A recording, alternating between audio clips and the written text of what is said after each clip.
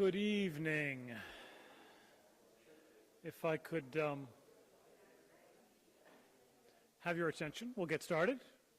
My name is Chase Robinson. I'm the president of the Graduate Center, and I'm very pleased to welcome you to this featured program of Richard Schechner Day, in which we're honoring the renowned theater artist and pioneer of performance studies.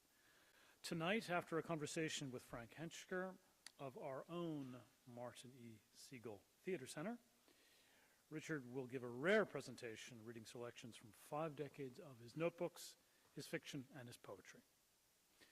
Now, for those of you who don't know much about where you are sitting, 1 or 2 sentences, the Graduate Center is a graduate school of arts and sciences, but it is much more than that. It's also a center for applied and theoretical research, a platform for performance and conversation and public debate. As a community of faculty and students committed to the perhaps unfashionable idea that learning is a public good, we regularly offer public programs that feature eminent thinkers, writers, artists, and cultural leaders. Tonight, we welcome a major figure in the world of theater who is all of the above. Known internationally as a director, as a teacher, a theorist, a writer, editor, and founder of the Performance Group and East Coast Artists, Richard Schechner is currently University Professor at NYU's Tisch School of the Arts and editor of TDR, the Journal of Performance Studies. His many influential books include Environmental Theater, Between Theater and Anthropology, Performance Theory, and Performed Imaginaries, released just this year. Now, enough of me. I'm pleased to introduce Frank Henschker, who is the Executive Director and Director of Programs at the Martin E. Segal Center, an important part of the New York theater landscape. The Segal Center bridges the gap between academic and professional performing arts communities with a wide range of programs, notably its Prelude Festival. Please join me in welcoming him and our honored guest, Richard Schechner.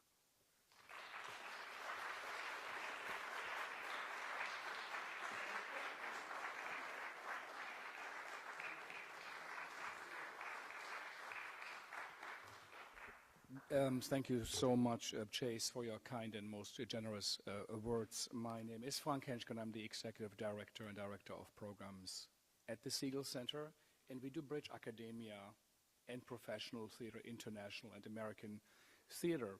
And this day, the Richard Schechner Day, is truly a significant one for us. It's the first time we have done such a format where we have all day long sessions, in-depth discussions.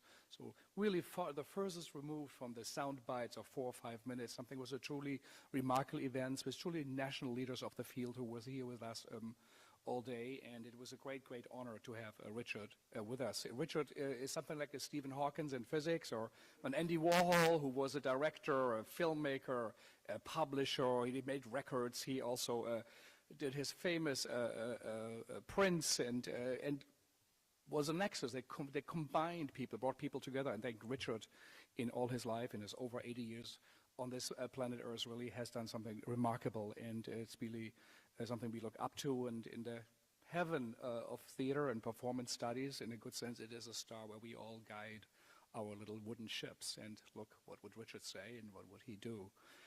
The bio is in the program, so I will not read it all. It's truly worth reading. It's an exceptional work. It's an exceptional body of work, and this is, of course, also the hallmark of a really great artist, a body of work that has been created, and he is still strongly going on, and this is by no way a culmination. It's just a milestone, and we are truly honored that we are the ones in New York City and in the Americas for hosting you here. Now it was in Paris and London, so thank you, Richard, for trusting us. The format of the evening, as Chase said, there will be a short introduction by me. Richard will read from his new book, Performed Imaginaries, some pages as a starter for a shorter conversation. And then something truly rare and remarkable will happen. Richard will read from his notebooks, from poetry, short stories, things he has not done in public, and most might not do it again, or we hope he will. But it is truly a remarkable moment we can all share here together in this room and with Richard. So thank you so much for coming, Richard. We would like to invite you to read the beginning of your newest publication, Performed Imaginaries.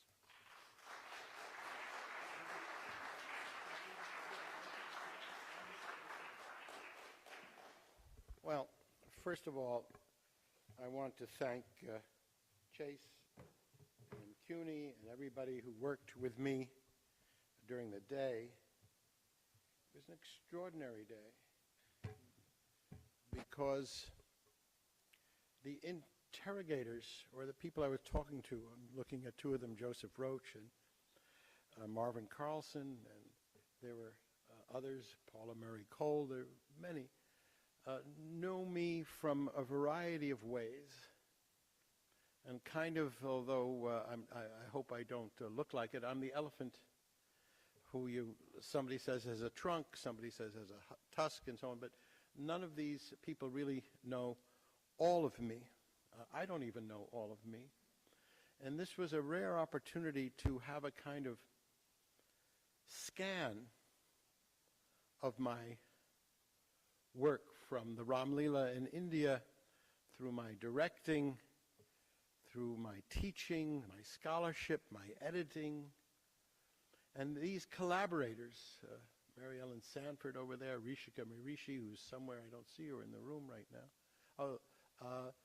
all participated in this, and I really am very, very, very thankful. And what we did during the day, I'm confident about. I know that stuff. What I'm doing tonight is truly, from my perspective, scary. I began out in the lobby. There are my notebooks. There's one, a blue one, says number 1. 1952 or 53, something like that. They go continuously to the present. There are only a few of them distributed out there. And what's in those notebooks is a repository of things I don't really think hard about. Some I do and some I don't. It just, whatever is going on, I put there. In recent years, since the advent of the computer as an efficient machine, I've done notebooking by typing, and I have a lot of files on my notebook. I'll be reading some of them. I didn't bring the physical notebooks on stage here to read from because they're written in shorthand, a lot of them. And I would have to, I mean, I know what they mean, but the handwriting is not that good. They're not meant for publication. Sometime after my present form has been absorbed into whatever future form is going to absorb it, and after some people who I want not to read the notebooks, after all of that, the notebooks will be open to public view at the Richard Schechner papers at the Princeton Library.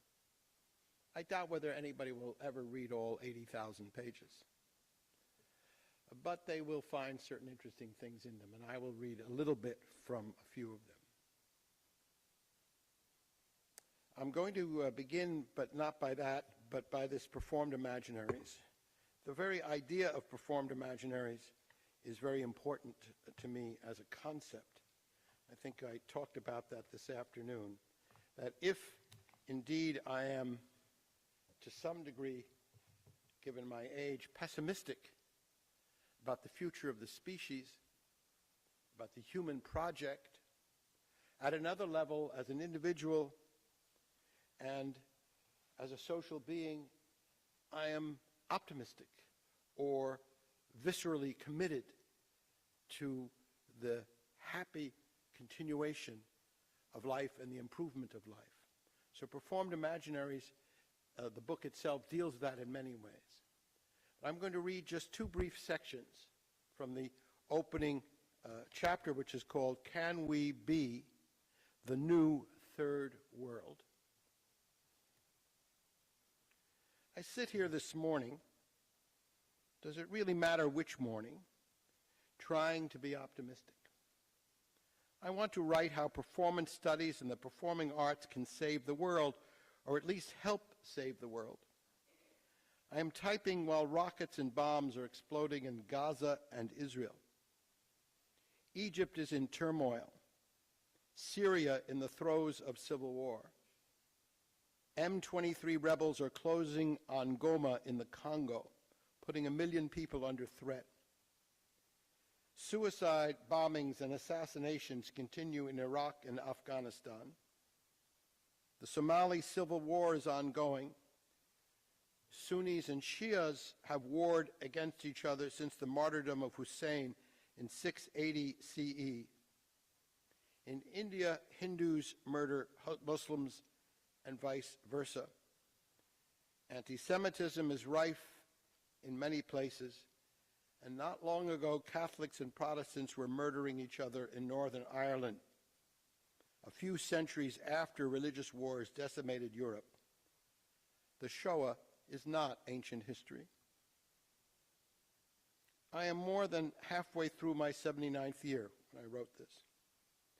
For 71 of those years, the USA has been at war. Big wars, small wars, long wars, short wars, good wars, bad wars, just wars, greedy wars, invasions, incursions, missions, actions in Europe, Asia, Latin America, the Middle East, Africa.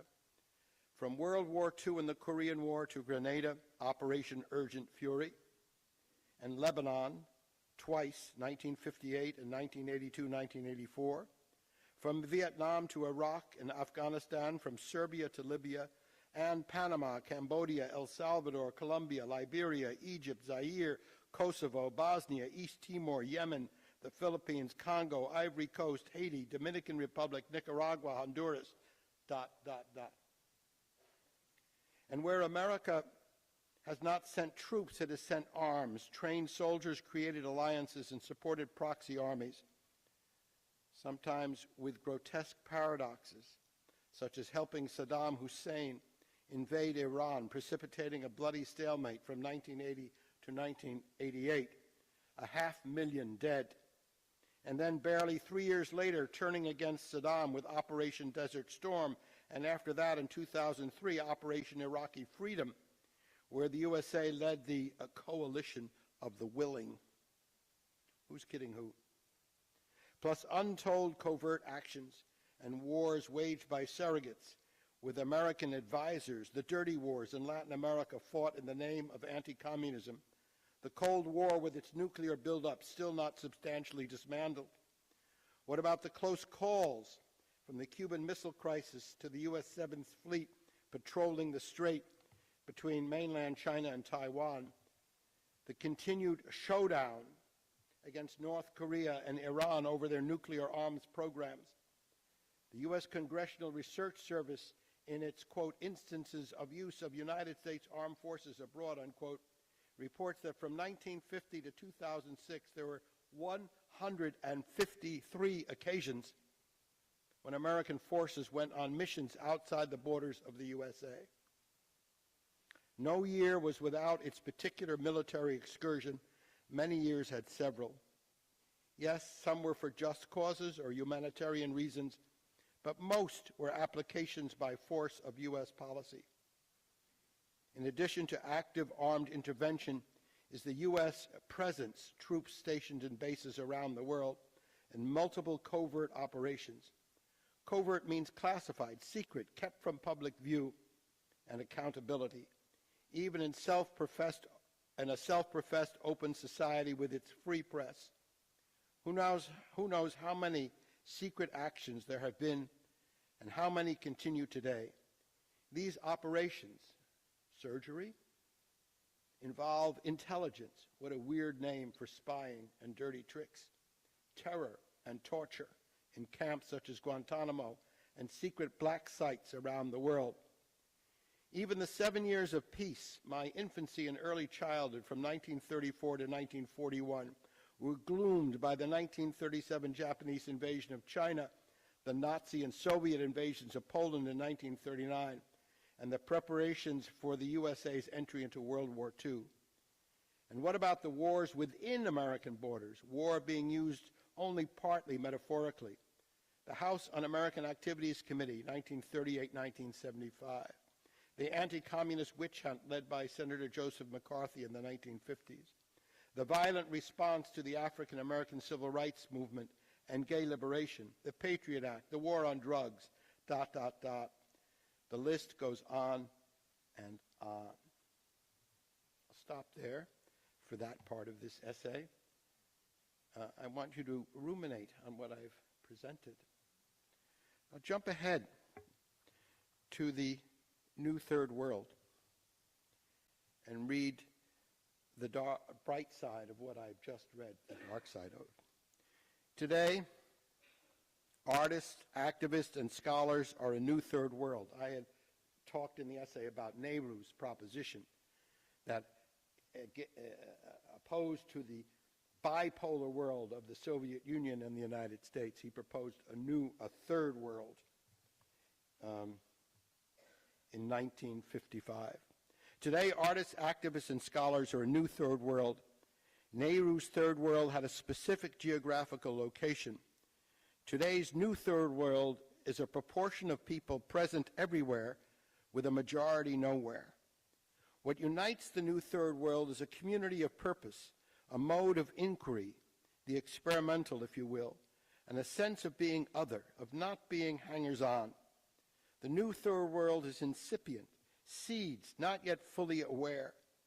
The new third world needs to organize itself as, quote, non-aligned, quote, neither capitalist, whether of the USA or the Chinese brand, nor knee-jerk communist socialist, nor fundamentalist religious, whether Islamic, Christian, Jewish, Buddhist, or whatever. The vanguard of this new third world are, and here I hope you won't think me too arrogant, performance theorists and artists who practice collaborative performance research, persons who know that playing deeply is a way of finding and embodying new knowledge, renewing energy, and relating on a performative rather than ideological basis.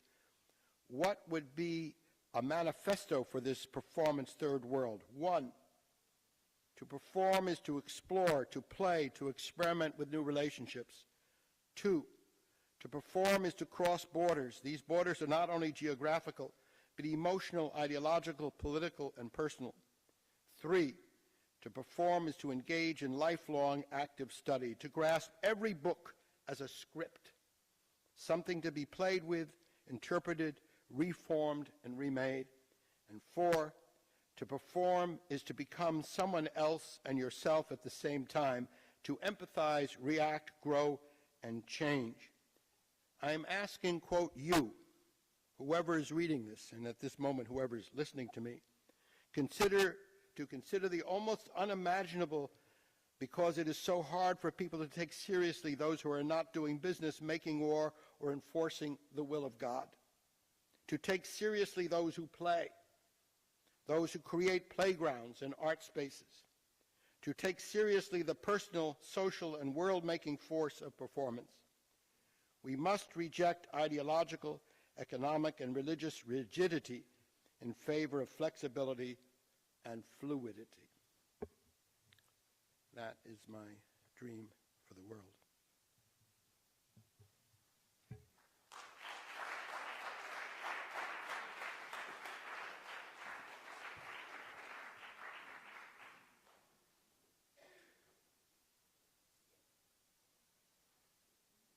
Thank you so much, Richard, and thank you all for coming out on a Monday night after Thanksgiving. So that is truly a great testimony to that city we all live in, where art and theater does play a major role. Just to know, who has seen Richard Schechner performance, or who has been in a seminar, who has been taught by him, or yeah, so there's a significant influence we all see here right away. Richard has not only done one of the most significant theater performances, one of the most famous, Dionysus and 69, in the history of theater. He's the editor of the most significant theater magazine, if I may say so, TDR.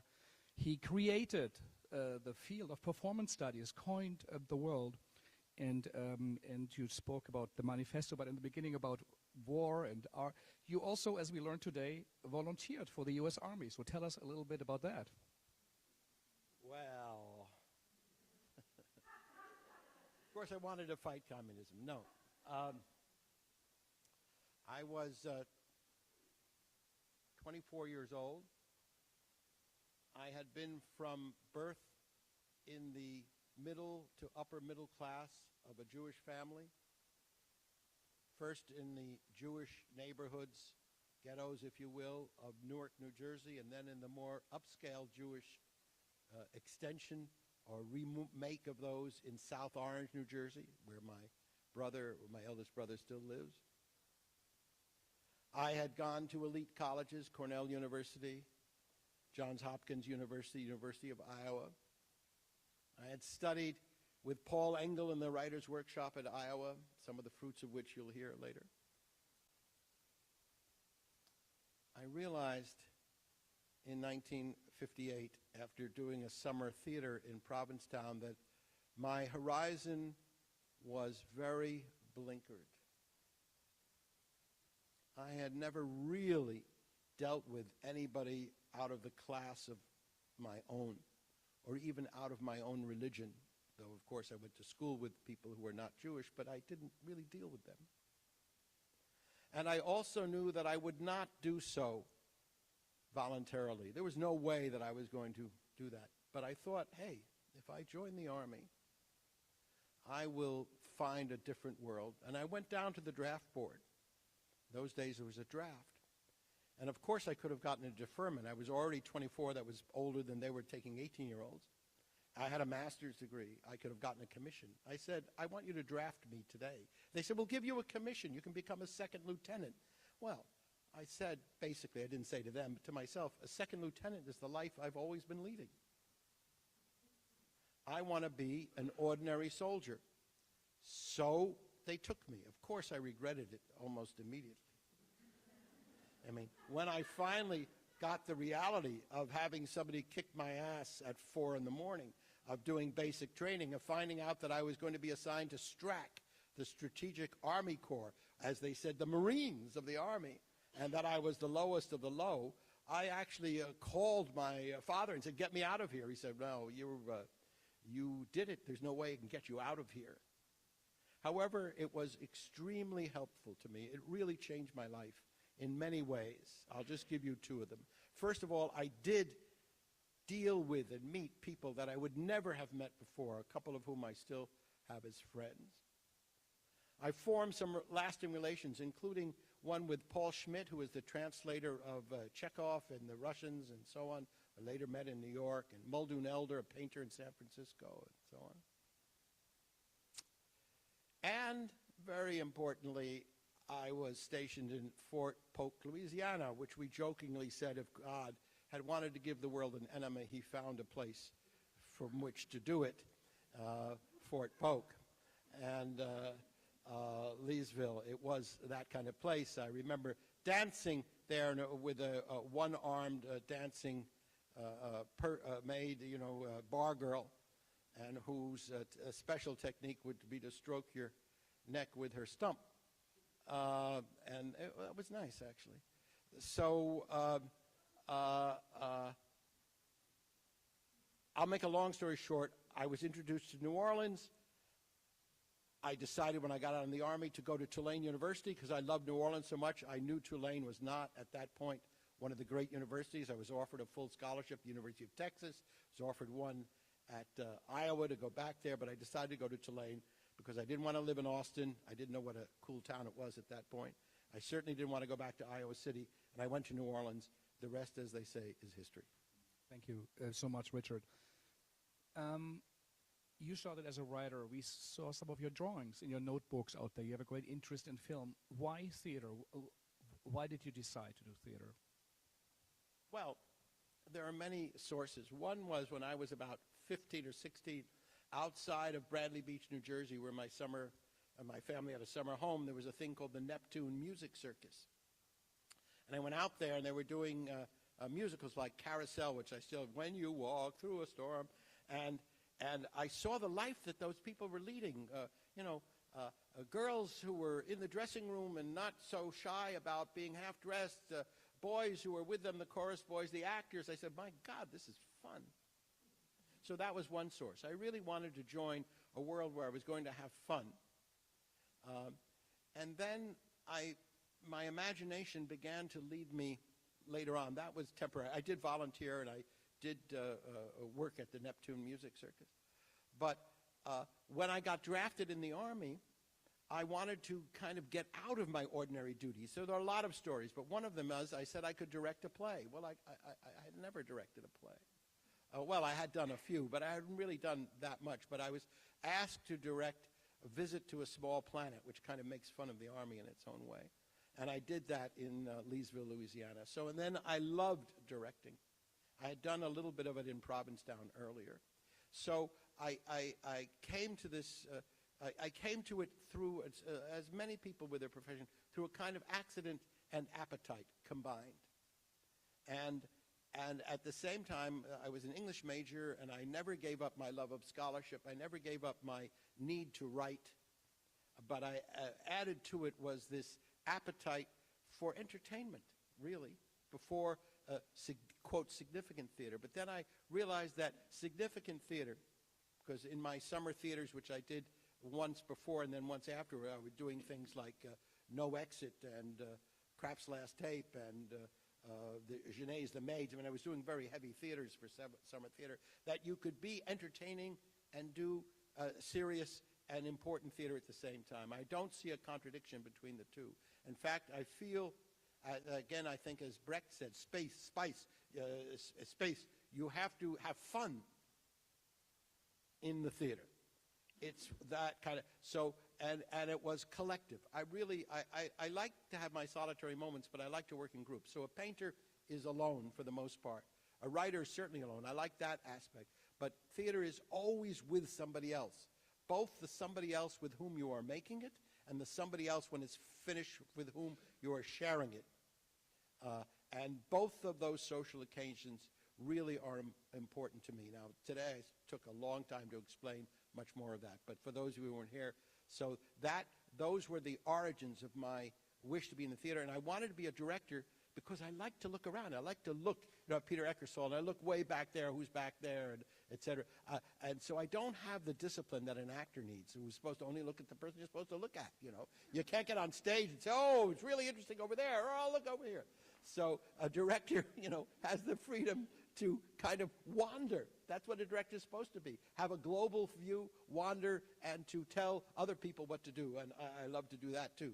So the director's role was well suited for me. I have done a little bit of performing. I made a movie with Richard Serra and Spalding Gray. I have a small role in another movie called Swoon. And if any of you have seen The Magic Mountain of Jodorowsky, Alejandro Jodorowsky, I'm the voiceover when they go up to the mountain in English. So I have done, but I like movies because it's not any work at all. They put a card in front of you, you read it, You don't have to really work like in the theater. So that's why I love the world of the theater. I love the sociality of the theater. I love the fact that knowledge, the epistemology of the theater, can be transferred to people both fancy and plain. For those 71 years of war in your life, you made many of those years you did make. It's more now because I wrote that 2 years ago. So 73. Right. You made theater. What is, we all know theater and there are many theater students here, but still, what does theater mean? What should theater be, especially perhaps in the moment we are going through now? Well, I put it in that little manifesto. Theater should be, we should first of all take seriously the notion that play is redemptive. I said this afternoon, I think STEM should be extracurricular and the arts should be the core of the curriculum. I think we need to train our children in deep playing, not only athletic playing, but as it says, the title of my book, Performed Imaginaries, in exercising their imagination. We were in the green room between the last session and the first one, and it was very gloomy in there. I was perhaps, the gloomiest. Could not see my way through population expansion, the consumption of resources, and ecological problems, global warming. And now I'm here and I'm happy. Because I realize that theater allows you to work, you play through the gloom. On the other side of tragedy is tomorrow's chance to reenact the tragedy. And we need to inculcate or educate our children to the deep catharsis and healthful benefits of this kind of play. Not only the play, as I say, physical play, but the play of the imagination. What kind of future can you imagine? It's not important at the start to say, how do you get to that future? What do you imagine? What's your perfect day? What's the perfect day if you were two? What if you were a family? What's the perfect day of a family? What's the perfect day of your village? And then work backwards from there. How do you get there? In other words, I'm giving you different kinds of imaginative games. I think the theater can do this best of all. I think film does it quite well, but in film you're behind the instrument and you're finally working with thing. In theater, live theater, which I hope will never die, you're working with human beings, sometimes with animals too. You're working with living beings, and you're working with them through this process so that even as they move towards a product to entertain, they are themselves being changed by this process. In my experience of making film, you become integers in the film machine. You may do 7 takes of a scene, or you may not even see the final scene. Somebody else puts it together, the editor, the director. But if you're in theater, finally you have to experience and enact the whole thing for other people who are experiencing and receiving the whole thing, or in my kind of theater, participating to some degree in the whole thing. This is healthful. This is something that people should have more of. Sports gives you some of it, but sports is so agonistic, so conflictual. And theater is, it does, of course, have conflict and so on. It has tragedy and so on. But it also has this remedial and healing aspect to it. Theater is very deeply connected to shamanism and other forms of traditional healing. So for these reasons, I emphasize theater. And as I said in my little manifesto, to play is to do these kinds of things, is to restore ourselves, is to explore the possible. And out of the many explorations of the possible, some actual possible will hopefully take root and make life good for you, your children, my children and grandchildren, and on. I really feel that that's something we need and ought to do and ought to recognize, and not think of ourselves as a sideshow, not think of playing and art as something that's extra, but that's intrinsic and central. Thank you. The years as a soldier, as it really changed you fundamentally, but also, as we learned today, and I was not fully aware of it, also a deep engagement in the civil rights movement, where you say you saw those children walking and something happened. I felt, at least, that how you communicated it, that deeply also influenced your theater work. Absolutely. And that maybe that moment, that pivotal moment, maybe you could share again. Well, I said in brief, because how many people were here this afternoon? Because I don't want to, and how many people were not? Okay, so more were not. So I'll tell the story briefly. So when I was a sophomore in college at Cornell University in 1953, I got interested in the Brown versus Board of Education case, which was about segregation in the public schools. I was working on the Cornell Daily Sun. I didn't know much about it. As I said, I had lived this middle-class life, basically segregated life. But there were African Americans around and some Asians, et cetera, but I really was not interacting with them. But so in my research, I found out that a man named Thurgood Marshall, the general counsel of the National Association for the Advancement of Colored People, was the lawyer who was bringing this case to the Supreme Court. And I wrote him a letter. I guess he didn't get too many letters from white boys at that point. And he said, come down to Harlem and meet me, and I'll explain the case. So I went down and I met him. It was one of the great moments of my life to be in the room. He wasn't the Supreme Court justice at that point. He was a younger lawyer. He was represented, but he was still regal. He was big, and he threw his legs up on the table. He leaned back, and he told me this history from Plessy v. Ferguson in 1898 through to Brown v. Board of Education. and what he was going to argue. And I wrote that out as a series of articles for the Cornell Daily Sun. I still have those articles. Well, you know, the case was decided in favor of the NAACP, and segregation was ruled illegal, and it started the whole chain of events that we're still living through. Black Lives Matter. We're still living through that chain of events from then. Marshall then and I maintained a kind of relationship. I never was a good friend of his, but we maintained a relationship. And in 1960, or was it 59, 60, I think, there was the case of the desegregation of Central High School in Little Rock, Arkansas. And I wanted to be there. I was actually assigned by a magazine called Reporter to write about it. So I called Marshall. I said, I want to be there. He says, good. I'll give you later to Daisy Mae Bates. She's the local NAACP chairman. You can help that. I was the only white in the basement when those children were there. So they were in this basement across the street from Central High School. Central High School was up like this. They were down in this basement. There were little basement windows, you know, which you looked through. And they were dressed perfectly, you know, suits and ties and dresses and all, not like they would normally dress. They were rehearsed. They were told, when you go through, you don't look to the left, you don't look to the right, you go right through. The National Guard is going to open that door. It's all been arranged.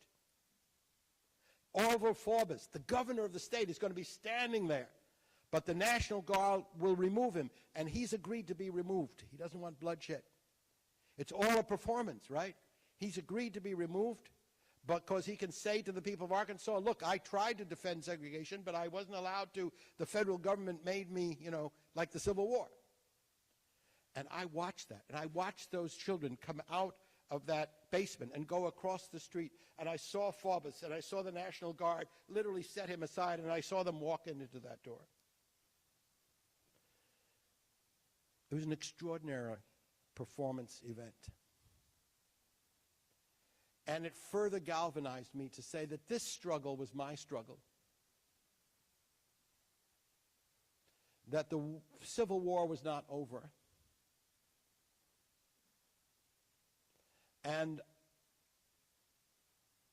I worked in that movement for a long time. My most significant work was one of the 3 producing directors of the Free Southern Theater. The book is out there, with Gilbert Moses and John O'Neill. John is still alive.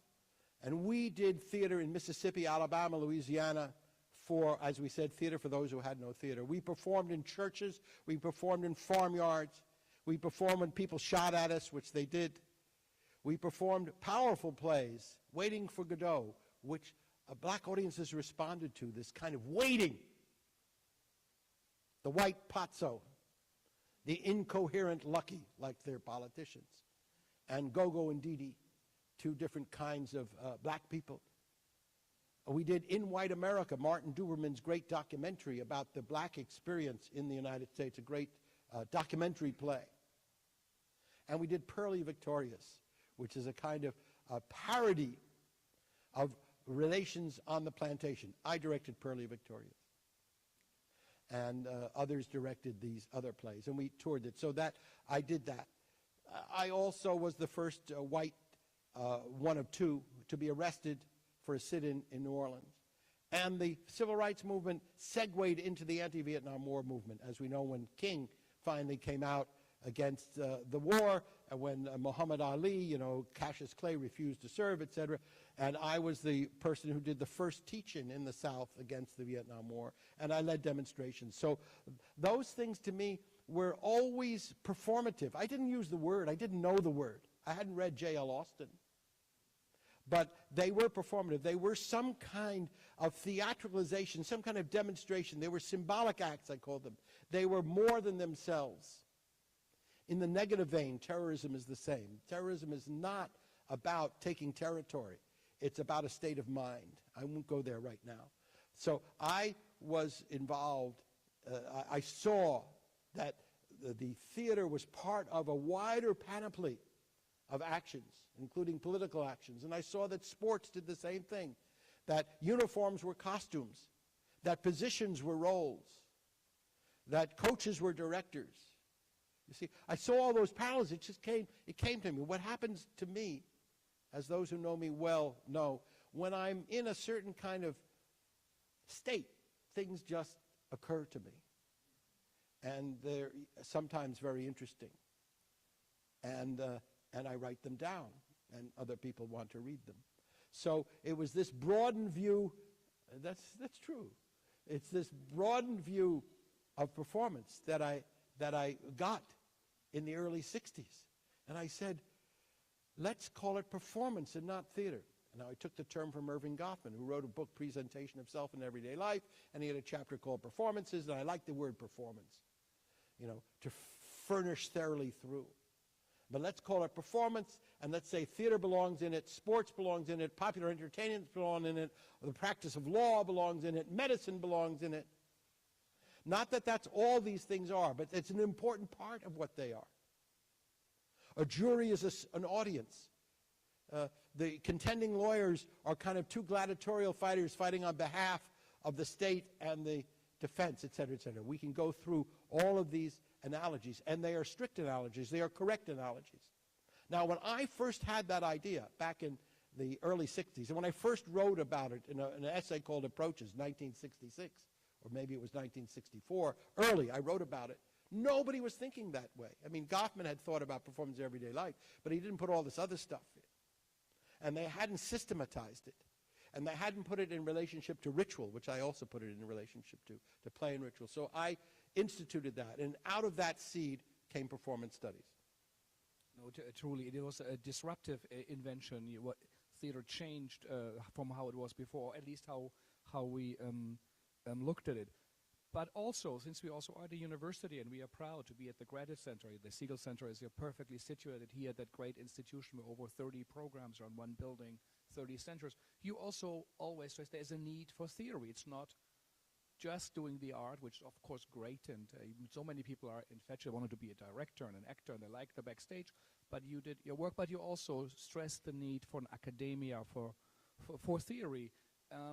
Where do you see that now in the changing fields of humanities? And, of course, theory is important, but theory has to have its feet on the ground. Theory has to be rooted in behavior, in action. In that sense, I'm a physical scientist. You have to have observation, experimentation, verification. It's not about, theory is not about itself. Theory has to have a tangible connection to ongoing experience. So that's why I continue to make theater. I love to make theater. I do it as an artist.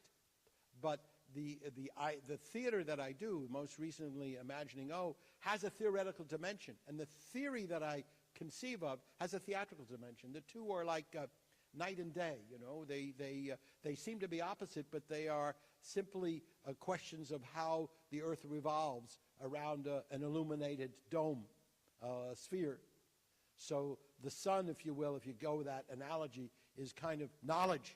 And the dark side of the knowledge may be the performance, which involves tragedy and all these things that happen in performance. And the light side maybe involve theory, where we're trying to illuminate what is happening. So I like to think of the two together. Also, given the kind of mentality I have, my mentality is such that I can't do something physical without saying, why does it happen this way? Why couldn't it happen that way? What's going on here? That's theorizing, right? Describing it, organizing it, assessing it. And I can't get a theory without saying, how can we enact that? How can we embody that? So I was one of the ones who introduced into performance the notion of embodiment, that we're dancing. I'm talking now, and I'm moving my body. I'm dancing my ideas. If I was just sitting back here and saying exactly the same words at this tone, like this, you would have a different relationship to it. Maybe it would be better, I don't know, but it would certainly be different. It is true. You once said, I'm not a scientist, I'm a social scientist, right? It has to be in behaviorism. And I think what is so great, I do think, and the respect from us to your generation, that there is a strong connection of a political message, that personal experiences and that art itself and making art is essential and of real significance as part of a joyful participation in the sufferings of the world, as some Buddhists, if I remember that right, claimed. But we are coming a bit closer to the end, so you will have time for your reading. But you have done so much, you have seen so much. What are the most beautiful or most interesting things you have seen on stage?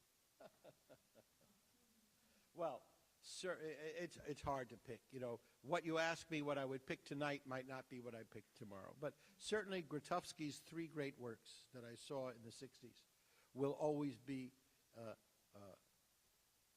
there in my recollection, in my experience. Apocalypsis cum figuris, Acropolis, and Constant Prince. These were great productions. They were great productions in terms of their use of space, in terms of the intensity of the performance, in terms especially of Acropolis, of their meaning and their radiation. Acropolis having to do with the Shoah from a Polish perspective. So that would be one. The early Worcester group, when it was still part of the performance group, Rumstick Road especially, a great performance, in which Spalding Gray, who I had the privilege to work with on many productions before he did Rumstick Road, you saw him this morning in Tooth of Crime, but he also was in other productions of mine, telling and enacting the circumstances of the suicide of his mother.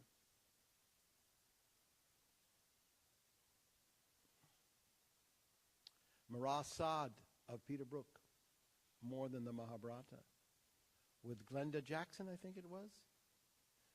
You know, when she comes to approach Marat, to kill Marat, you know.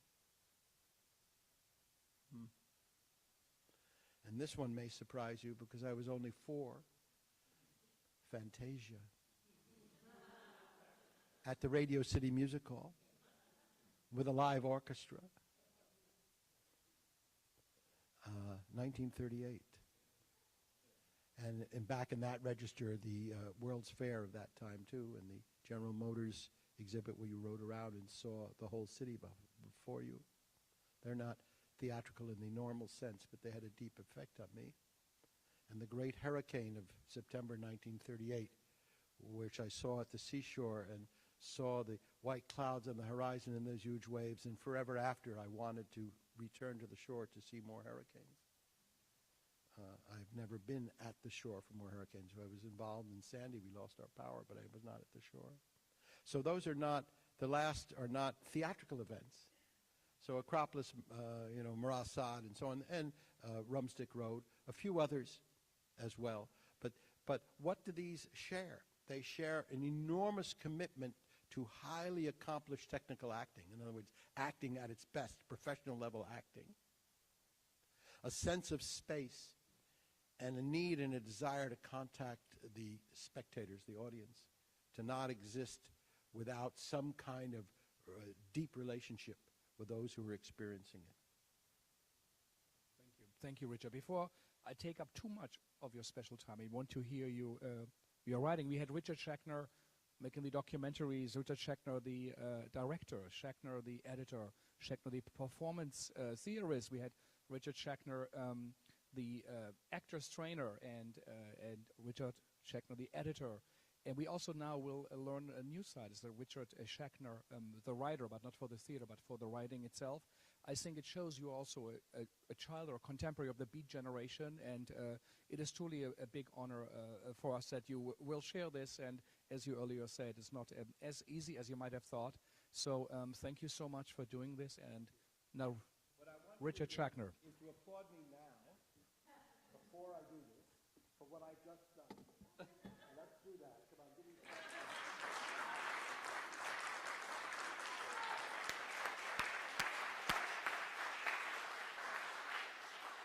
Well, thank you for those few who have stayed to the next day. I cannot vouch for what's going to happen. I have done very well a 9 o'clock to now. I have earned my seat. What's coming next, I make no promise. You think I'm joking, but I'm not.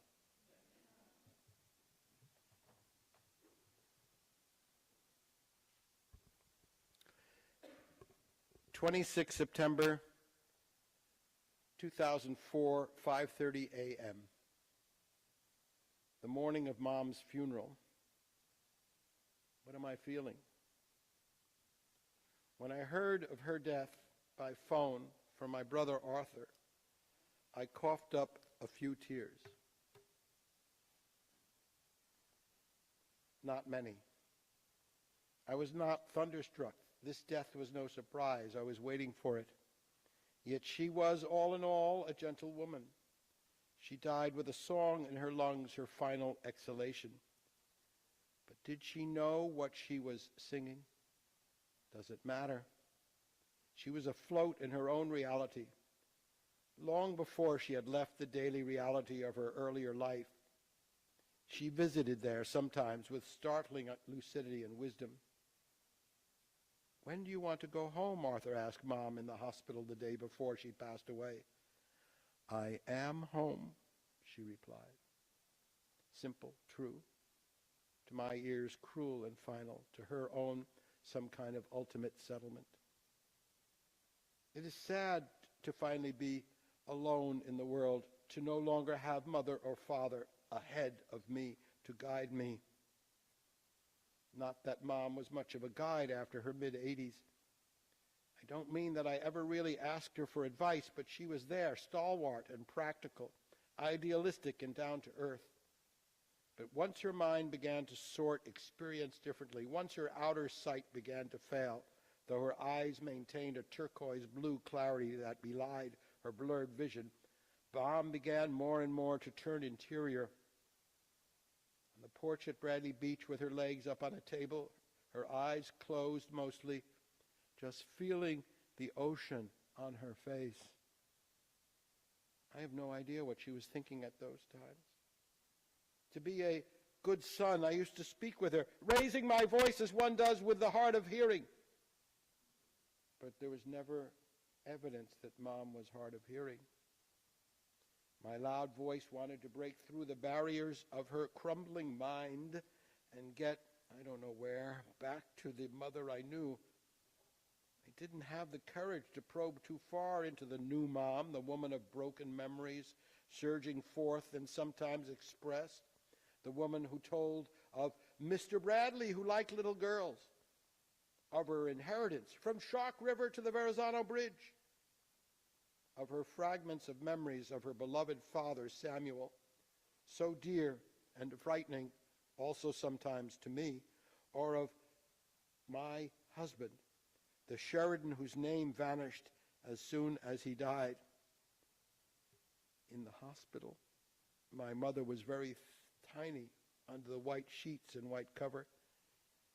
She was barely a ripple in the fabric. She was on her side with the oxygen intake pinned to her nose. Nothing uncomfortable, no intrusion of tubes and intravenous stuff. She was given her dignity at the end, but still, she did not pass at home. She did pass in the hospital, which, as she said, she had made her home. And now her ultimate home is where? In our hearts? In the many offspring of offspring? In her collection of letters and paintings and other memorabilia? She is not only my genetic forebearer, she is emotionally within me, as is, heaven help me, my father too. And Mom passed within the 10 days of grace between Rosh Hashanah and Yom Kippur, while the book of life lay open to be written in. She died in a liminal time, in a liminal place, but with a settled mind. Wherever her aftermath has migrated to, it came from a special time in the year's progression, the Jewish year's progression. These are some of my thoughts the morning we are going to eulogize my mother, then accompany her body to Oheb Sholom Cemetery in Hillside, New Jersey, and lay her to rest next to Sheridan, my father, and not far from Samuel, her father. May all who come this way find solace.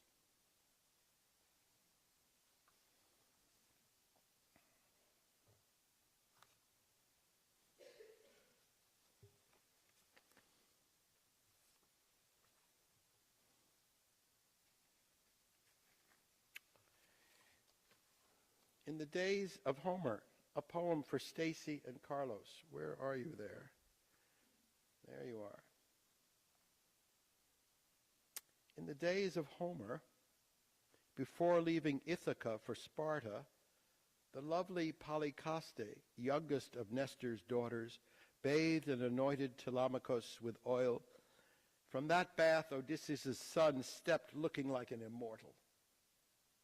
Telemachus came to Menelaus' high-roofed home, where maids bathed him, anointed him with fragrant olive oil, dressed him, and brought him to a chair next to Menelaus, son of Atreus.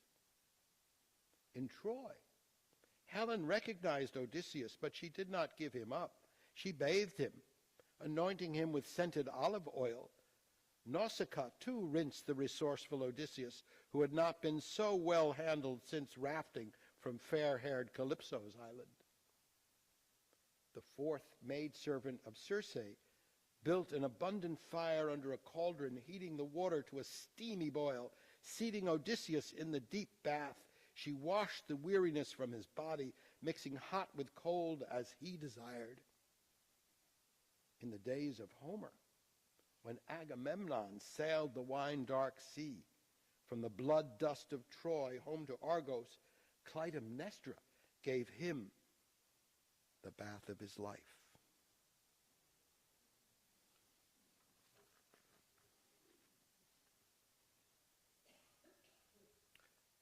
Dog in an Indian railroad station, 1980s. The most horrid poverty I know of is in the cities. Calcutta, New York, Bhopal. India has a special kind of hard poverty. Broken limbs, leprosy, flies, starvation. I remember once in a railroad station in northern India, I forget the city, but Carol was with me, so it had to be in the north. We heard this horrific howling, a dog howling with fear and pain. And the noise was amplified because we were in the wavy ceilinged place where the trains pull in and out, and the ceiling amplified the sounds. People were coming and going nonchalantly.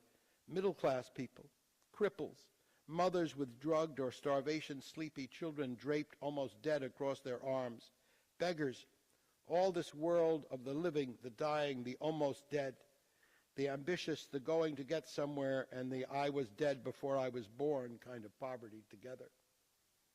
And over it all, the horrible howling of this tortured animal, a being not knowing why it was being put under pain, a pain so palpable as to be suffocating.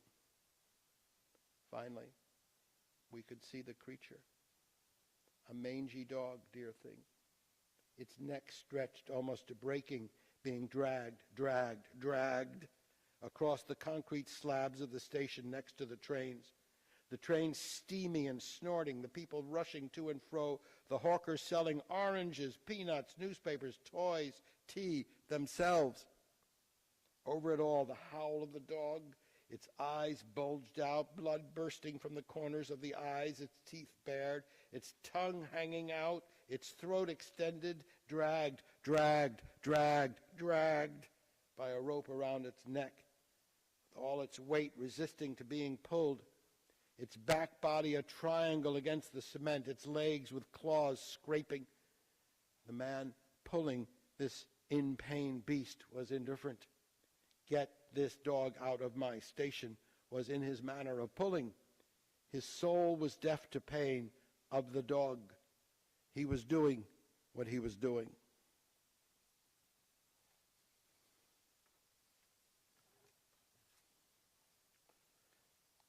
The start of a short story.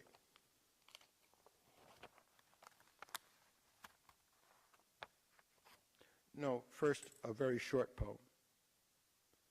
In winter's cold, coats, wines, winds, tomorrow approaches yesterday's sun. Who are you? Tomorrow asks.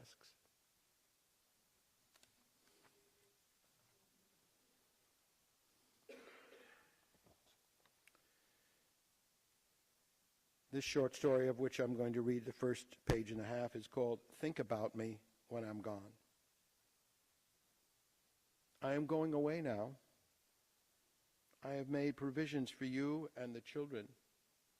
Money will be available, but I can no longer live with you or them. Don't try to trace me. I know how to cover my tracks. Don't wonder where I have gone. Treat me as disappeared, as dead. I want very much to die to the life I lived with you and with the others. That does not mean I want to be reborn. I am satisfied with a simple death, retaining only consciousness, of course, and my own kind of breath. If you want to divorce me, go ahead. I don't care one way or the other. You will not hear from me, but you will receive money on a regular basis. This will continue for a long time, probably long after you are dead. The money operates on a separate schedule that has a very long half-life. Therefore, I advise you to make provisions for the children or anyone else you designate, even a charity.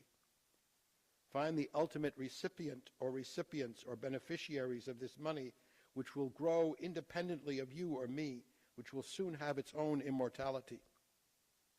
You are right, I am obsessed with money. I got that from you and from my father, who farmed money as his beloved crop. But then what? He couldn't harvest as well as he could sow and tend. He gazed on his bank accounts day in and day out, regarding the rows of securities and cash waving in the winds of time. He advised me never to borrow, never to put all my eggs in one basket. Always remain liquid, he counseled. As he lay dying in his hospital bed, I noted that fatal symptom. His urine had ceased to drip into the bag, collecting it from the catheter inserted through his penis into his bladder. His liquidity was failing. I didn't take his advice regarding money. I borrowed to the hilt, maxing out every credit line. I lived like there was no tomorrow. Now there are more tomorrows than I can count. More futures, speculations, options. I gravitate to airports. I buy tickets under all kinds of names. I have many passports. I keep them like a deck of cards, dealing this one or that one according to my needs. I do not make a fool of myself. I don't claim to be Ugandan or even Chinese. I hew to my Eastern European roots and my Mid-Eastern possibilities. It takes money to get passports. Official documents don't grow on trees. None of this surprises you, does it? You always called me a liar. This disappearing act I am now engaged in is my final response. I am just smoke and mirrors, an illusion.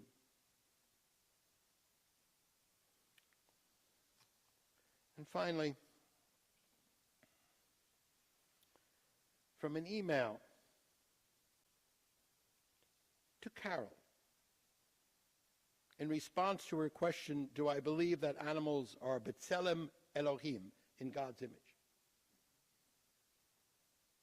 Do I believe that animals are in God's image? Not believing in God, I don't know what it means to be in her, his, its image. But going beyond my atheism, do I believe that animals share whatever it is that is fundamental, essential, real in the cosmos? Whether or not this cosmos was found, atheism, or made, God the Creator. Yes, the animals are part of it all as we are. Then why do I eat their flesh, condone and collaborate in their slaughter? The weak answer is that I am not a perfected human being, and in my seeking pleasure, the pleasure of my mouth, of my appetite, I exploit the destruction of sentient beings. The strong answer is that I accept my imperfection, and in accepting it to some degree, transform it into my own perfected being. I take from various religions, as you know. One of the ideas of Hinduism that fascinates me is reincarnation. After all, no matter is ever lost. It just goes from here to there. So too of perhaps the non-material effervescence of our existence. At the mythic level, reincarnation allows for a slow improvement over the span of many, many lifetimes. It makes each life a recapitulation of the last and a rehearsal for the next. This then gets folded into the Zen present-centeredness so that past and future collapse into now. Fancy, I know. and I will enjoy the roast chicken this evening. That's all for now. Thank you.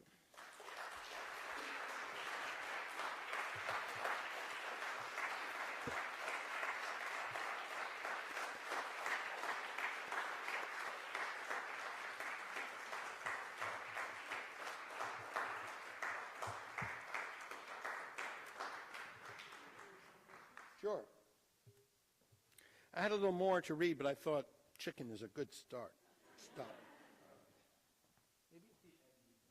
Well, you know, I can buy the story when I publish it. Do you have a mic? Yeah. This is for you. Thank you. So a comment or a question?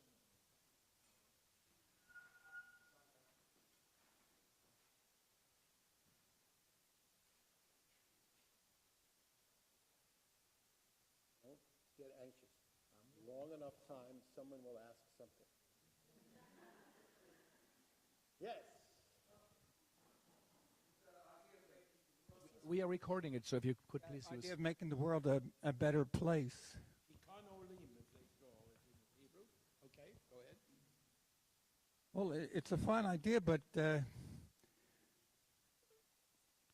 isn't that work?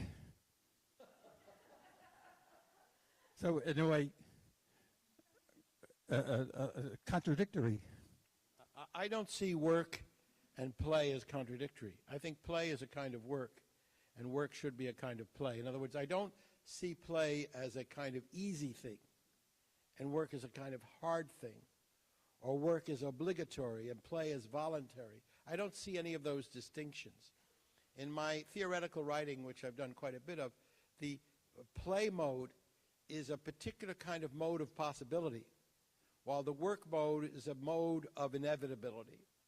It's not about the difficulty, it's about the process. So that,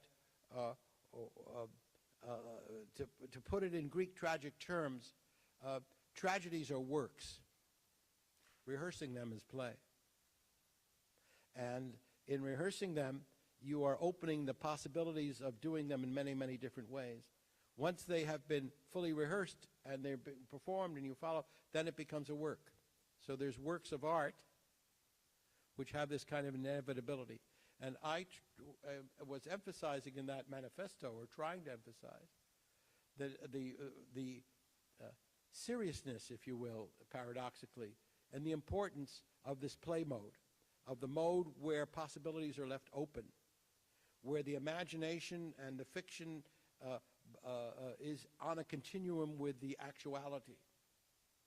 And that insofar as we begin to play with those modes, the needle of actuality may shift towards the fictional. You may be able to realize something. You know, I'm not Pollyanna about the future of the world, but I'm not as depressed as I was before coming into this room, when I was back there with my friends, and we really bummed each other out. So, yeah, the chorus, exactly.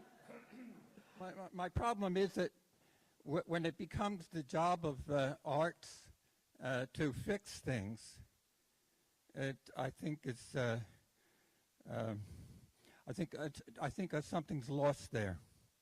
That's not its only job, you know. Just because I do the dishes doesn't mean I always do the dishes. That's all I do. So art, obviously, I think Horace said it first and Brecht echoed it. Art is to entertain and to educate. So those are two other things. And to do the work of healing the world is still something else again. To pass the time is something else again. In other words, again, what I was emphasizing today is the multiplicity and contradictory qualities of art making, of living. It doesn't have to all be mathematically consistent. So art, some art will help save the world. Some art will just pass the time. Some art will be pleasant. Perhaps the one that helps save the world will also be pleasant, et cetera, et cetera, et cetera. It's not an either or for me. But I do feel that where I am a little bit rigid is that I feel that in our educational system, in our popular imagination, in what we're doing, we need to put more emphasis, grant more respect to the art-making process, as part of the fundamental education of human beings. And just as very poor people put in enormous energy to exercise the rituals of their religion, I've seen people with hardly anything in parts of the world put in what little they had to do a puja, to do a religious observation, observance and so on. So people do give material things to do non-material things, if you will, in order to save their souls, in order to participate with their deities, whatever their reasons. And I want to see that same kind of devotion to the art-making process. So it's not a question of diverting the surplus. It's a question of engaging the body of stuff so that people make art the way they make religion. And religion very often is art. When they made the Rose Window at Chartres, they were making art and religion at the same time. When they did the caves at Altamira, they were making some kind of ritual and art at the same time. So we have examples of it. But now we've bifurcated, and we've divided it off, and we put art in the lower category of value, let's put it that way. And unless it happens to be an object art, like a painting, then it can be millions of dollars worth. But at that point, they're not buying the art, they're buying the reputation of the art. That's a whole other discussion. So why these artworks are so valuable is the same reason why gold ingots are valuable. In and of themselves, they're not valuable. One more, one less Van Gogh doesn't make any difference. So that's a different question.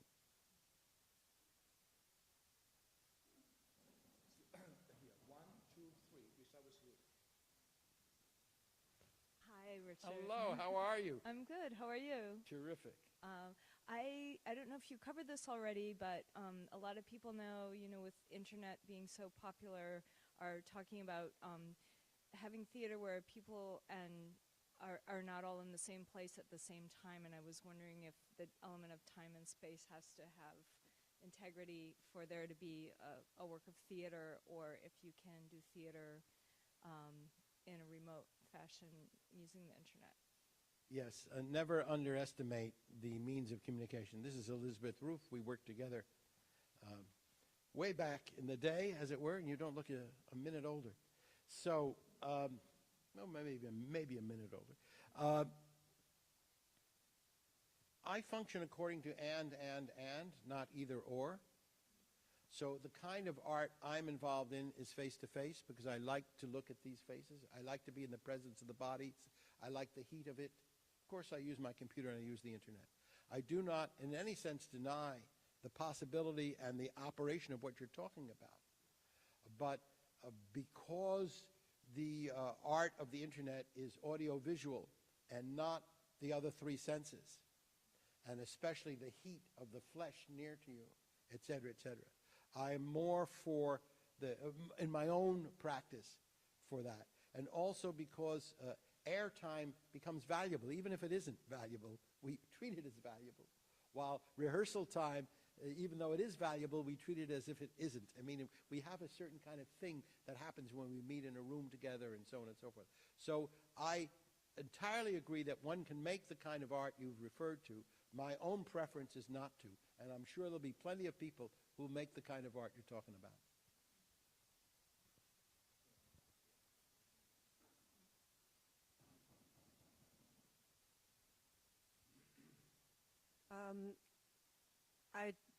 What you were talking about, that art is basically the rehearsal of one's future, perhaps, made me think of a professor of mine, Morris Peckham, who wrote a very well-known book in the 60s, Man's Rage for Chaos, in which he set up a theory about art as being our human capacity to, as a tool for adaptation, for adapting to discontinuities, to incongruities, that art is not for making order, but rather to rehearse, to deal with disorder, with discontinuities. And I was wondering, he did not use the term performance, but your sense of performance and rehearsal to performance made me think about that. And I was wondering if you had a comment to make about this almost biological view of the place of art in human endeavor? Well, I don't know how familiar you are with Newton's second law of thermodynamics, but in it he talks about entropy, which basically says that everything finally runs down and stops. What Einstein did to Newton's second law of thermodynamics, and what Heisenberg, what the quantum theorists do, it says it's not true. Things don't run down and stop. There is always a kind of chaotic or indeterminate element that renews and changes it, and we haven't yet, and who knows if we'll ever be able to actually harmonize Newton, whose laws work very well at locality, with quantum mechanics and relativity, which work in technically what's called non-locality, which means spooky action at a distance, as Einstein said. All right, now how does this relate to what you're saying? I think that art is, of course, for the most part, a construction of order in the possibility of disorder, except for that art which tries to construct disorder out of order. So John Cage would try to construct art that was fundamentally disorder out of order, in other words, saying that everything may be random and that there are deeper structures that may be orderly in the disorderliness of a random piece of music or ambient noise or what have you. So what fascinates me is the huge range of possibilities, from Newtonian physics, which would be, like an Ibsen play, to quantum mechanics, which would be closer to John Cage. And therefore, I cannot myself give a single answer. Some art creates order. Some art depends on indeterminacy, and indeterminacy, by definition, is, if not chaotic, because that is an ultimate decay, but is at least not predictable, except, again, to use a fancy word, stochastically. You can say that 100 times you flip the coin. Island, we've talked about it, but we haven't really dealt with it. It's much worse than Guantanamo Bay. Now, although I shouldn't compare two terrible things like that. Guantanamo Bay is very bad too. But we have our Rikers Island and other things, and homelessness and all. But insofar as we can bring those into consciousness and into play, yes, I think that's good. I think the actions that are occurring, I think what's happened at Princeton is extraordinary. It's not that Washington and Jefferson didn't have slaves. They did. Jefferson freed his, and they were moving in a certain direction. Wilson was egregiously and consciously retrograde. He was consciously moving in the other direction. He was undoing Reconstruction. He was ridding the government, when he was president, of African American participation. So it's not simply what people do. What's the direction on the road that they are traveling? So is Jefferson more of a racist at death than he was 20 years earlier, or less? Et cetera, et cetera. So I feel that to come out. So when I was discussing with members of my family at Thanksgiving, my extended family in New Jersey, about this question, some of whom are students and former students at Princeton, and they said, well, you want to erase history? I said, not at all. I think there should be a plaque saying Woodrow Wilson, as President of the United States, removed 850 black civil servants and then became president of Princeton University. I think that's accurate. We don't have to name a dormitory after him, which is an honor. We should describe him. We shouldn't avoid history. Or you may want to have something that says, we are honoring Woodrow Wilson at this point for his presidency of Princeton University. Realize also that he did such and such and such and such. Now, does that mean we go back and do Jefferson and all the other people who were also racist and segregationists? Not necessarily, but it's not like one shoe fits all. You start where you start, and you make your progress where you make your progress. And it's the same as the demonstration civil rights movement. You bring attention to something. What was the second part of your question? Oh, the role of theater. Well, I don't think I need to answer that. Obviously, the role of us as artists, citizens, is to, we shouldn't only do political action theater. I mean, we can, but I'm not Augusta Boal. I'm not saying to do only political action theater. I like to do entertainment theater. I like to do tragedy. I like to do a lot of things. But I think part of what our palette should be active theater. And in the period that you're talking about, I did the Freestone Theater, I did guerrilla theater about the Vietnam War, et cetera. I haven't done activist theater recently, but there are the people doing it. I think it's part of the palette. I think anybody who does only the same thing over and over again is kind of like Mondrian, one of those painters that just kind of repeats themselves. It's okay, but it's not my kind of thing. Last question. Thank you. My question emanates from your comparison of or your use of Nehru's idea of the non-aligned world, which, interestingly enough, has become irrelevant in the post-Cold War world. Irrelevant? It is irrelevant in some sense because the bipolarity of the world is gone. So, I was wondering what kind of polarities are you using when you're sort of replacing the third world by, with artists and so on? I'm saying that artists have to be a counterbalance to the corporate and nationalist and religious forces that operate in the world. I think that virulent religion, rampant corporatism, and militarized sovereignty are all enemies of the human project.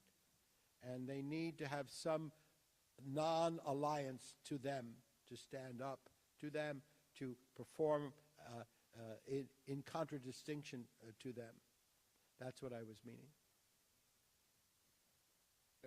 Thank you again, Richard. And maybe as a closing bookend, will you read us something? I'll read a little bit. I read such a horrible thing about India. I'll read something a little more constructive. Thank you. Maybe I should go up there, right? Yes. This is from a notebook, and it's not very long. But it was published in a book published in India. But it's from a notebook from 1978 when there was a great flood in India.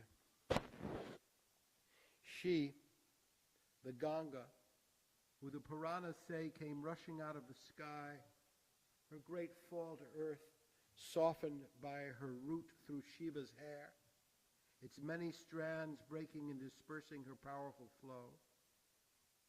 As Shelley says, life like a dome of many-colored glass stains the white radiance of eternity. Or as I redact it, the great white dome of eternity is shattered into the many-colored shards of experience. So the symphonic Hindu panoply continuum of myriad gods converge to express the single force of life. In the process of forcing life to become manifest, the balance, the poise, and the stillness of the uncolored, unmanifest absolute is dispersed into the ups and downs, the ins and outs, the hots and colds, the livings and dyings of my experiencing and yours. This is the great clothesline on which is hung all philosophy and art and all else we do or imagine or think. Coming down to the river on the cycle rickshaws, we passed a corpse bundled up in white silk, tied from head to toe like some terrific Christmas present, but so tightly that the forms of the body from the round head to the upright pointing of the 10 toes plainly show, with flowers under the head, all bound to a palanquin made from big green bamboo shoots and branches, a mattress for the corpse not unlike a charpoy that the living sleep on. Carried by 6 men, chanting and sometimes laughing, not grieving. This is for later, at the burning ghat or for the nearest relatives. I remember meeting a weeping old man at Manikarnika Ghat, that's the burning ghat, in 1976. He told me he was weeping because his son had died. He should be cracking my skull instead I will be cracking his. The order of nature had been disrupted and inverted. A mistake had been made, or bad karma was working itself out. The tears were not against death, but against the injustice, this cosmic payback. Thank you.